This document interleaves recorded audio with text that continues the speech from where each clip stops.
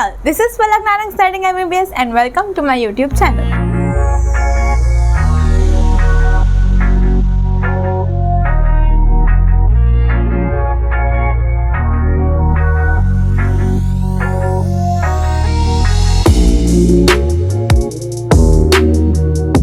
आज हम कंटिन्यू करेंगे फोटोसिंथेसिस वाले चैप्टर को, जिसमें आज हम पढ़ने वाले हैं मैकेनिज्म ऑफ फोटोसिंथेसिस।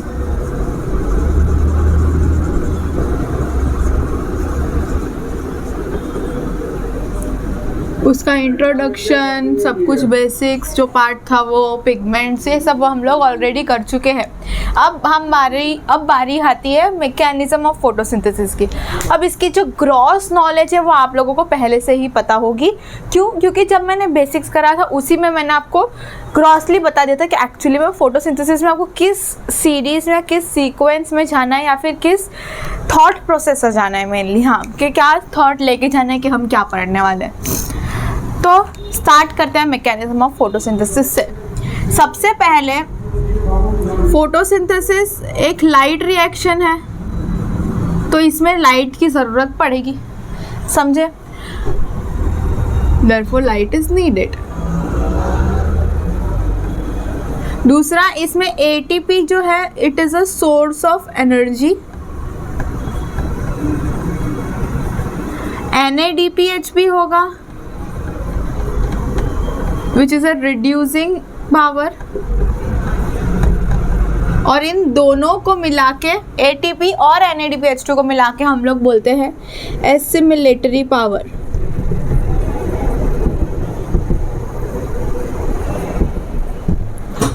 समझे? NADP क्या करेगा? एक सोर्स ऑफ एनर्जी की तरह प्रोवाइड होगा। ATP सोर्स ऑफ एनर्जी होगा, NADPH2 क्या है? रिड्यूसिंग पावर होगा। और वो दोनों बनेंगे लाइट रिएक्शन के अंदर।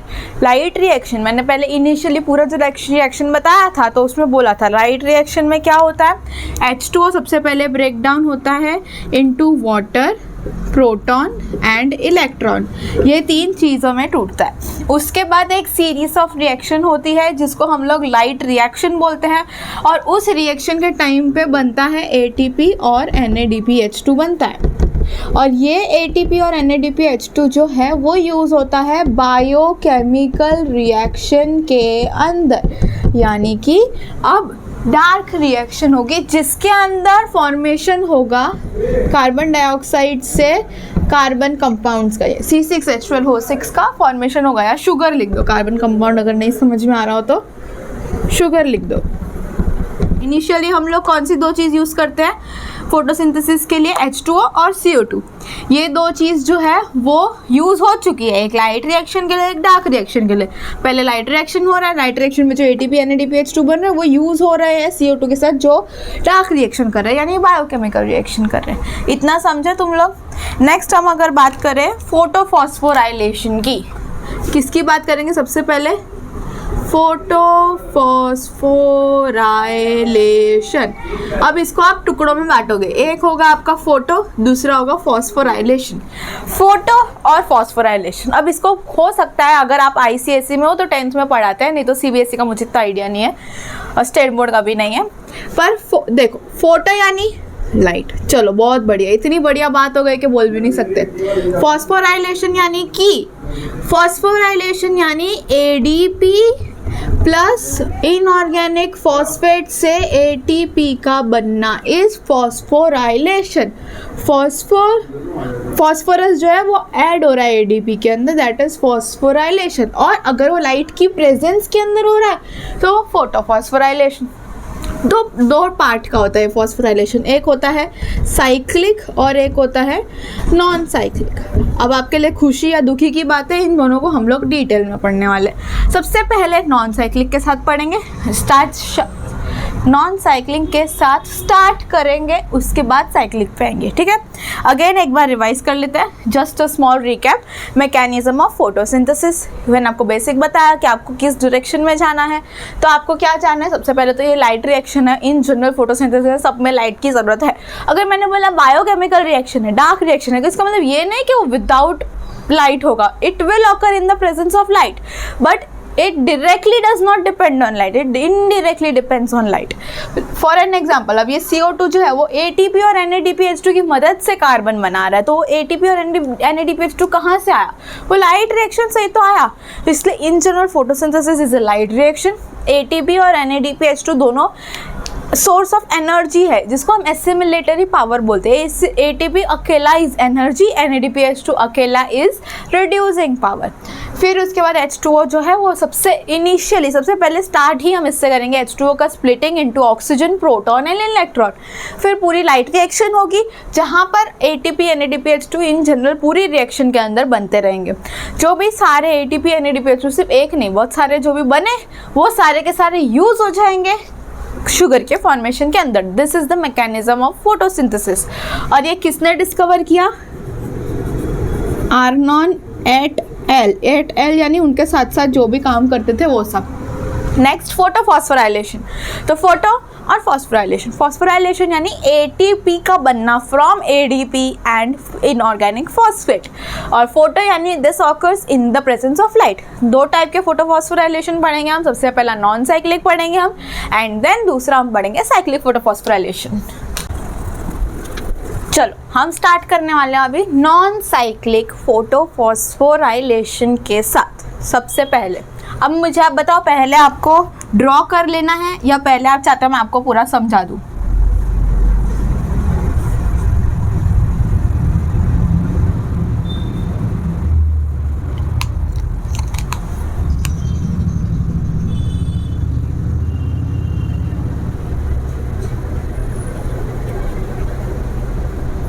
चलो पहले पूरा समझा देते तो क्या एक बार समझ जाओगे ना तो लिखना इजी होगा.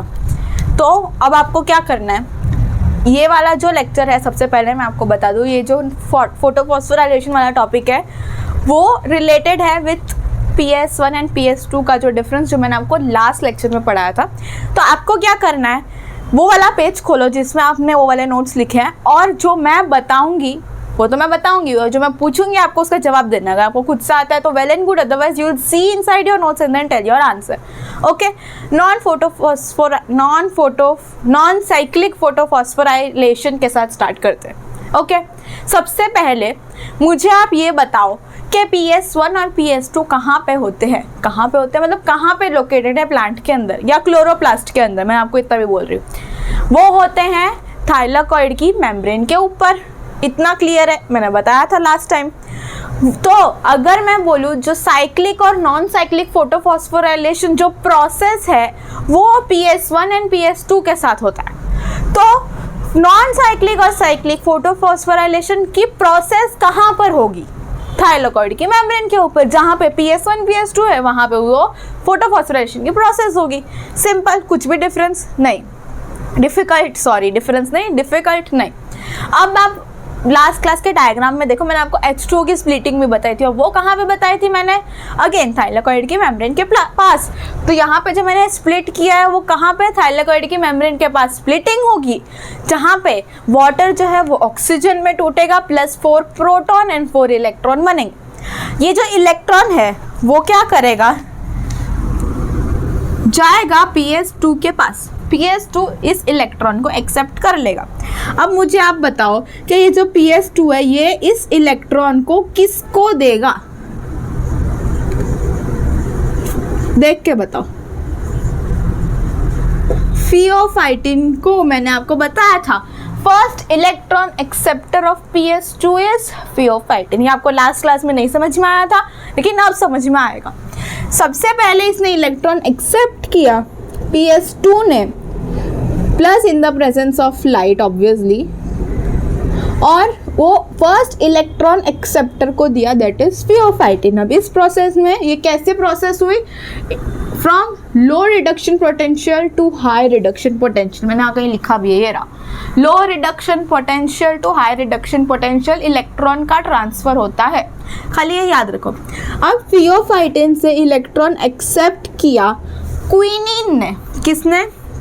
क्विनिन ने. और वो कन्वर्ट हो गया प्लास्टोक्विनॉन में. क्या होता है कि जो क्विनिन है ना वो मोबाइल कैरियर होता है. इसका मतलब क्या कि वो इधर उधर घूमता रहता है। मोबाइल मतलब मूवमेंट, जो कर सकता है, ये मूव करेगा नहीं करेगा, ये मूव करेगा नहीं करेगा। पर जो क्विनीन होता है वो मूव करता है।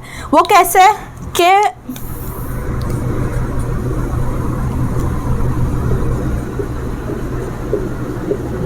अब देखो, ये जो इलेक्ट्रॉन है उस इलेक्ट्रॉन को आना है फ्रॉम फियोफाइटिन टू साइटोक्रोम। तो वो कैसे आएगा?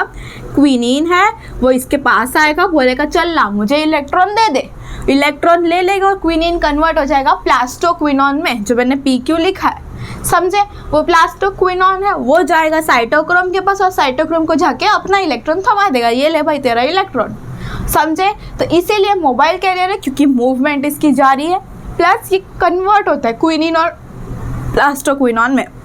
साइटोक्रोम जो है वो इलेक्ट्रॉन देता है PC को। What is PC? Plastocyanin. Plastocyanin is a copper containing protein. Plastocyanin वो क्या करेगा? इलेक्ट्रॉन लेगा फ्रॉम साइटोक्रोम और देगा किसे? PS1 को देगा। तो इसीलिए plastocyanin is also intermediate carrier between PS2 and PS1, समझे? वापस से रिपीट करती हूँ। PS2 के पास इलेक्ट्रॉन आया from the splitting of water. ये चीज़ें याद रखनी है, इंपॉर्टेंट है। अगर तुम्हें एक बार के लिए नहीं याद रहती है ये सीरीज तो चल जाएगा, क्योंकि आपको ये रिटर्न में आएगा। ऑब्वियसली थियरी में MCQ में सीरीज नहीं पूछेंगे, उसमें जो पूछेंगे ना मैं आपको बताऊंगी, पहले आप ध्यान से इसको समझो। वो ये पूछेंगे कि किस में स्प्लिटिंग ऑफ वाटर होती है, नॉन साइक्लिक में होती है कि साइक्लिक में होती है, तो तुमको याद ही नहीं रहेगा जब तक ये डायग्राम नहीं पता होगा जो मैंने बनाया है ना। नॉन साइक्लिक में ज़रूरत होती है, साइक्लिक में नहीं होती है स्प्लिटिंग ऑफ वाटर। तो देखो H2O टूटा, ऑक्सीजन बना, प्रोटॉन बना, इलेक्ट्रॉन बना। PS2 ने एक्सेप्ट किया और दिया जाके फियोफाइटिन को, विच is the first electron acceptor of PS2। वहाँ से गया प्लास्टोक्विनोन, प्लास्टोक्विनोन से गया साइटोक्रोम के पास, जहाँ पे बना ATP।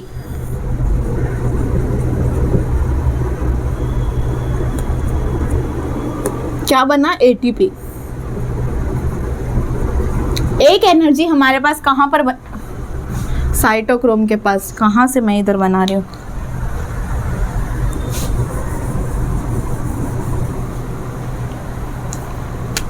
तो यहाँ पे हमारे पास बनी ATP। एक एनर्जी हमारे पास बन गई लाइट रिएक्शन में ATP। फिर साइटोक्रोम से किसके पास गया? प्लास्टोसाइनिन पे। प्लास्टोसाइनिन से PS1 के पास गया। और अब आप मुझे बताओगे PS1 से कहाँ जाता है? First electron acceptor is iron sulphur complex, जिसकी शॉर्ट फॉर्म है FRS।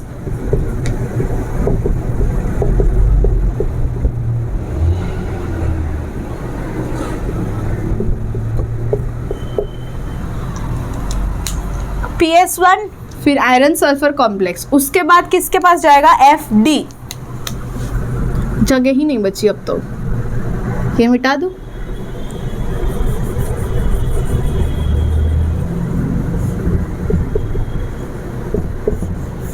FD के पास जाएगा, जहां पर होगा NADPH2 का फॉर्मेशन। किसका? NADPH2 का formation from NADP in the presence of NADP reductase. तो दो चीज बन गई हमारे यहाँ पे, ATP भी बन गई, NADPH2 भी बन गया। ये पूरी की पूरी प्रोसेस है नॉन साइक्लिक फोटोफॉस्फोराइलेशन की। इतना समझ में आया? ऑक्सीजन टूटा, ऑक्सीजन इवॉल्व हुआ, वाटर टूटा, H2O, क्या बोल रहे हो? H2O टूटा, ऑक्सीजन इवॉल्व हुआ, प्रोटॉन और इलेक्ट्रॉन बने। इलेक्ट्रॉन ने एक्सेप्ट हुआ फ्रॉम PS2, उसने एक्सेप्ट किया इलेक्ट्रॉन को, फर्स्ट इलेक्ट्रॉन एक्सेप्टर को दिया विच इज फियोफाइटिन। वहाँ से प्लास्टोक्विनोन बना, साइटोक्रोम बना। साइटोक्रोम बना मतलब एक्सेप्ट किया इलेक्ट्रॉन, और फिर उसके बाद यहाँ पर ATP का फॉर्मेशन हुआ। फिर प्लास्टोसाइनिन पे पास आया, which is the copper containing protein. Also it is an intermediate carrier between PS2 and PS1, क्योंकि PS2 से इलेक्ट्रॉन ले करके इसने किसको दिया? PS1 को दिया, जिसका first electron acceptor is FRS। फिर उसके बाद वहाँ से कहाँ पे गया? वो FD में, जहाँ पर कन्वर्ट हुआ NADP इंटू NADPH2। समझे इतना? अब आप ये मेरी बात सुनो, पहले तो बेसिक समझ लो कि external source of energy is required, यहाँ पे लिखा है, यानी कि लाइट भी चाहिए और वाटर का स्प्लिटिंग भी चाहिए, दो चीज़ इसको चाहिए PS2 को। जब हम लोग साइक्लिक फोटोफॉस्फोराइलेशन करेंगे वहाँ पे मैं आपको बताऊंगी कि वाटर की स्प्लिटिंग की ज़रूरत नहीं है, वहाँ पे वैसे ही इलेक्ट्रॉन है। कैसे है वो मैं आपको बाद में बताती हूँ। यहाँ पे इलेक्ट्रॉन कहाँ से आ रहा है? H2O से, इतना आपको याद रखना है। दूसरा, both PS1 and PS2 are involved, यानी कि PS2 भी है PS1 भी है। ये भी मैं क्यों बोल रही हूँ? क्योंकि साइक्लिक में नहीं होते हैं दोनों, सिर्फ एक ही होता है। दूसरा, ऑक्सीजन इज इवॉल्व्ड, क्योंकि H2O स्प्लिट हो रहा है इसलिए ऑक्सीजन बनेगी, अगर H2O स्प्लिट नहीं हुआ तो ऑक्सीजन नहीं बनेगी। अगर ये अभी एक बार के लिए नहीं समझ में आया तो पहले साइक्लिक कराऊंगी, उसके बाद ये आपको डिफरेंस जब पता चलेगा ना तब अच्छे से समझ में आएगा। अब एक इंपॉर्टेंट बात पे आते हैं, क्विनिन। जब क्विनिन है ना, पहले ये पढ़ो, quinone is a mobile carrier which transfers not only electron but also proton from stroma to lumen. ये जो है ये साइड, ये ल्यूमेन वाली साइड है, जब प्लास्टोसाइनिन है वो ल्यूमेन की साइड पे है, और ये जो है ये स्ट्रोमा वाली साइड है। ठीक है, क्विनिन ने क्या किया? क्विनिन ने फियोफाइटिन से इलेक्ट्रॉन लिया, अब क्योंकि उसके पास इलेक्ट्रॉन है तो वो प्लास्टोक्विनोन बन गया और आगे साइटोक्रोम को जाके इलेक्ट्रॉन दे दिया, अब वो वापस क्विनोन बन गया। ये मैंने आपको सिर्फ एक फंक्शन बताया। इसके अलावा क्विनिन का साथ ही साथ एक और फंक्शन भी होता है। जब ये इलेक्ट्रॉन ट्रांसफ़र हो रहा होता है उसके साथ ही साथ वो क्या करता है, एक प्रोटॉन लेता है फ्रॉम स्ट्रोमा और नीचे दे देता है इनटू ल्यूमेन। वो प्रोटॉन कहाँ से आया? यहाँ से। यहाँ पे ब्रेक डाउन होता है, PS2 एक्सेप्ट करता है और ये ऊपर ऊपर जाता है, पर ये इलेक्ट्रॉन PS2 एक्सेप्ट करता है, प्रोटॉन क्विनिन एक्सेप्ट करता है। प्रोटॉन आया नीचे, इलेक्ट्रॉन ये साइकिल के अंदर चला गया। नहीं समझ में आया? कोई बात नहीं, वापस से सुनो। मैंने अभी तक आपको जो बताया, वाटर की स्प्लिटिंग में ऑक्सीजन तो बाहर इवॉल्व हो गई, प्लांट्स हमें ऑक्सीजन देते हैं, वो कहाँ से आते हैं? वाटर की स्प्लिटिंग से आते हैं। एक चीज़ समझ में आ गई। दूसरी, इलेक्ट्रॉन का क्या हुआ? वो यूज़ हो गया इस नॉन साइक्लिक फोटोफॉस्फोराइलेशन की प्रोसेस में पूरी की पूरी, जिसको हम बोलते हैं Z स्कीम। क्यों? क्योंकि वो Z जैसा स्ट्रक्चर बनाता है इसलिए उसको Z स्कीम बोलते हैं। तीसरा बचा ये प्रोटॉन। ये प्रोटॉन का क्या होता है? प्रोटॉन एक्चुअली में ब्रेकडाउन तो स्ट्रोमा में हो रहा होता है ये पूरे वाटर का। मैंने इधर इसलिए बनाया क्योंकि आपको समझने में ईजी हो। अंदर ल्यूमेन में आके थोड़ी वाटर ब्रेकडाउन करेगा, वो बाहर स्ट्रोमा में ब्रेकडाउन हो रहा होता है। ऑक्सीजन बाहर चला गया, इलेक्ट्रॉन PS2 ने ले लिया, बचा प्रोटॉन जो स्ट्रोमा में कलेक्ट हो रहा है। अब हम नहीं चाहते वहाँ पे कलेक्ट हो, मैं बताऊंगी क्यों ऐसा हो रहा है, पर इतना समझो कि जब इलेक्ट्रॉन यहाँ से यहाँ ट्रांसफ़र हो रहा होता है तो स्ट्रोमा में से प्रोटॉन ले लेता है क्विनोन और नीचे ल्यूमेन में जाके दे देता है। जितने प्रोटॉन है सब खींच के नीचे ल्यूमेन में, जितने प्रोटॉन है खींच के ल्यूमेन में, भले ही तो एसिडिक एनवायरनमेंट क्यों ना हो जाए, प्रोटॉन खींच के नीचे। समझ में आती बात? कोई भी प्रॉब्लम नहीं। इसको हम लोग डिटेल में करेंगे कीमोऑस्मोटिक हाइपोथेसिस में, पर अभी के लिए इतना समझना ज़रूरी है आपको कि क्विनोन क्या करता है, मोबाइल कैरियर है which transfers electron as well as proton. Electron किसको देता है? साइटोक्रोम को, proton from stroma to lumen. याद रहेगा इतना? Very good. ऑल्सो ये Z स्कीम है, ये भी याद रखना। सिर्फ एक चीज़ बतानी रह गई मेरी, FD का फुल फॉर्म फेरोडॉक्सिन। ठीक है, इतना इंपॉर्टेंट नहीं है, जो इंपॉर्टेंट था मैंने आपको बता दिया। अब हम बढ़ेंगे साइक्लिक फोटोफॉस्फोराइलेशन के ऊपर। इसमें कोई भी डाउट है या वापस रिवाइज कराना है तो चलो करा देती हूँ। वाटर टूटा, ऑक्सीजन H+, इलेक्ट्रॉन बना, H+ तो क्विनोन से आके यहाँ पे ल्यूमेन में, ऑक्सीजन इवॉल्व, इलेक्ट्रॉन PS2 ने लिया, उसके बाद फियोफाइटिन, प्लास्टोक्विनोन, साइटोक्रोम, प्लास्टोसाइनिन, उसके बाद PS1 का इलेक्ट्रॉन एक्सेप्टर FRS और FD NADPH2 बना और इधर ATP बना। इंपॉर्टेंट है, ATP कहाँ बन रहा है याद रहना चाहिए, कितने बन रहा है याद रहना चाहिए। NADPH2 कहाँ बन रहा है याद रहना चाहिए, कितने बन रहे हैं याद रहना चाहिए। इसमें वाटर की स्प्लिटिंग हो रही है, ये याद रहना चाहिए। फिर उसके बाद फर्स्ट इलेक्ट्रॉन एक्सेप्टर्स याद रहने चाहिए, बस। So let's start with cyclic photophosphorylation. इसमें भी पहले समझ लो फिर लिखना। सबसे पहले PS1 एक्टिवेट किसको करेगा? यहाँ पे सनलाइट आएगी जिससे PS1 एक्टिवेट होगा। कितनी वेवलेंथ की सनलाइट आएगी, मोर देन 680 नैनोमीटर, यानी PS1 कितनी एक्सेप्ट कर सकता है, अगेन लास्ट टाइम का 700 नैनोमीटर जितनी एक्सेप्ट कर सकता है। इसमें अगर मोर देन 680 की आएगी तो ही 700 तक, 680 से 700 जितनी वेवलेंथ आएगी तो PS1 एक्टिवेट होगा, यानी साइक्लिक फॉस्फोराइलेशन होगा। अगर लेस देन 680 आएगी तो PS2 एक्टिवेट होगा, यानी नॉन साइक्लिक फोटोफॉस्फोराइलेशन होगा। इतना समझ में आया? तो अगर मोर देन 680 आई तो PS1 एक्टिवेट होगा। इलेक्ट्रॉन कहाँ गया, FRS फर्स्ट इलेक्ट्रॉन एक्सेप्टर पे, which is iron sulphur protein. मैंने पिछली बार कॉम्प्लेक्स बोला था, प्रोटीन है, करेक्ट कर लेना, ठीक है। इलेक्ट्रॉन गया FRS पे। FRS के बाद नॉन साइक्लिक में क्या था, FD था, तो इसमें भी FD आएगा, फेरोडॉक्सिन लिख दो, इतना इजी। अब इसके बाद आता है प्लास्टोक्विनॉन, जो वहाँ पर भी था सिमिलर प्रोसेस होगी। क्विनॉन है वो इलेक्ट्रॉन लेगा और प्लास्टोक्विनॉन बनेगा और ट्रांसफ़र करेगा टू साइटोक्रोम। साइटोक्रोम B6F को ट्रांसफ़र करेगा। उसके बाद साइटोक्रोम से कहाँ जाएगा, उधर जैसे प्लास्टोसाइनिन था इधर भी प्लास्टोसाइनिन में जाएगा वापस, PS1 था उसके बाद तो PS1 में जाएगा। अब आप देख रहे होगे तो ये साइकिल है पूरी, इसीलिए साइक्लिक है, पूरी साइकिल, एक जगह से इलेक्ट्रॉन जा रहा है वापस वहीं आ जा रहा है। इसीलिए इसमें आउटसाइड कोई सोर्स की ज़रूरत ही नहीं है इलेक्ट्रॉन की, इसीलिए इसमें वाटर की स्प्लिटिंग की ज़रूरत नहीं है, इसीलिए इसको आउटसाइड एनर्जी की ज़रूरत नहीं है। इसमें सिर्फ एक ही चीज़ हो रही है, that is formation of ATP, that's it. Cyclic photophosphorylation में सिर्फ ATP की फॉर्मेशन हो रही है। क्या क्या नहीं हो रहा है, NADPH2 की फॉर्मेशन नहीं हो रही है, ना ऑक्सीजन इवॉल्व हो रहा है। अगर वाटर की स्प्लिटिंग ही नहीं होगी ऑक्सीजन कैसे इवॉल्व होगा। एक्सटर्नल एनर्जी की ज़रूरत नहीं है, दैट इज़ वाटर स्प्लिटिंग। उसमें क्या थी, ज़रूरत थी, इसमें सिर्फ PS1 इन्वॉल्व है, उसमें PS1 और PS2 दोनों ही इन्वॉल्व था, ठीक है। इलेक्ट्रॉन जहाँ से गया वहीं पर ही घूम के वापस आ गया, वहाँ पे जहाँ से गया वहाँ से NADPH2 बनकर ख़त्म हो गया था, इलेक्ट्रॉन वापस नहीं आया था। इसीलिए नए इलेक्ट्रॉन के लिए हमें वापस नए वाटर की स्प्लिटिंग की ज़रूरत पड़ती है। इसमें ऐसा कोई मगजमारी नहीं है, जो इलेक्ट्रॉन है वही पूरी ज़िंदगी चलेगा। जो सनलाइट है वो मोर देन 680 नैनोमीटर की चाहिए तभी PS1 एक्टिवेट होगा, अगर 680 तक की होगी तो PS2 एक्टिवेट होगा। समझ में आया इतना? ये डिफरेंस है साइक्लिक और नॉन साइक्लिक फोटोफॉस्फोराइलेशन के अंदर। अच्छा, एक और बात कि ये स्ट्रोमा लैमेले और थाइलेकॉइड दोनों में होगा। अब मैंने आपको अगेन ये भी लास्ट क्लास में बताया था, PS2 कहाँ पे होता है, सिर्फ थाइलेकॉइड के मेम्ब्रेन के ऊपर, लेकिन PS1 thylakoid as well as stroma lamellae में होता है, इतना बताएं। तो इसीलिए इसमें तो सिर्फ PS1 की ज़रूरत है, PS2 की ज़रूरत है नहीं। तो PS1 अगर उसको थाइलेकॉइड में मिल जाएगा तो वहाँ पे साइक्लिक हो जाएगी, स्ट्रोमा में मिल जाएगा तो वहाँ पे साइक्लिक हो जाएगी। इतना याद रखना कि मैंने लास्ट क्लास में ये भी बताया था, स्ट्रोमा लैमेले में NADPH2 भी एब्सेंट होता है। वो क्यों एब्सेंट होता है, क्योंकि वहाँ पे बनता ही नहीं है, वहाँ पे सिर्फ साइक्लिक फोटोफॉस्फोराइलेशन होती है। थाइलेकॉइड में नॉन साइक्लिक भी होती है जिसमें NADPH2 बनता है, तो इसलिए वहाँ पे होता है। स्ट्रोमा लैमेले में PS2 ही नहीं है, नॉन साइक्लिक फोटोफॉस्फोराइलेशन ही नहीं होगी, सिर्फ साइक्लिक होगी। साइक्लिक में NADPH2 बनता ही नहीं है, तो फिर कहाँ से आया हमारे पास NADPH2?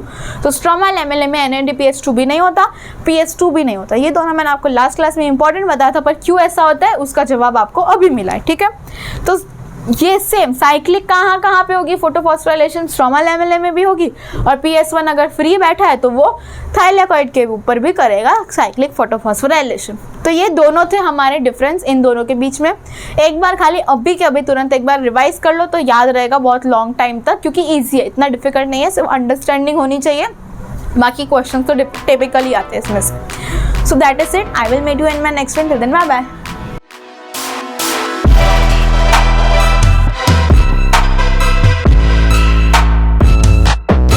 you